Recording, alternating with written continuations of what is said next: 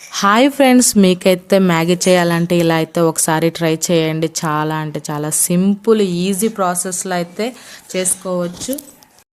మీ దగ్గర ఉన్న కూరగాయలు అయితే టకాటకా కట్ చేసి ఆయిల్ హీట్ అయినాక ఆయిల్లో వేసేయండి. అలా 1 మినిట్ మగ్గిన తర్వాత అందులో కొంచెం ఉప్పు పసుపు వేసేసి 1 మినిట్ అలా ఉడికించండి. అవి బాగా వేగిన తర్వాత మూత తెరిచి చూస్తే సగమే వేగాయి. అందుకని నేను మళ్ళీ మూత పెట్టి మళ్ళీ తెరిచి చూశాను. పూర్తిగా అయితే వేగాయి. తర్వాత నా దగ్గర ఉన్న మ్యాగీ మసాలా అయితే వేసాను. అది కూడా మగ్గిన తర్వాత తగినన్ని వాటర్ అయితే వేసేసి వాటర్ కూడా హీట్ అయినాక మ్యాగీ అయితే అందులో వేసానండి.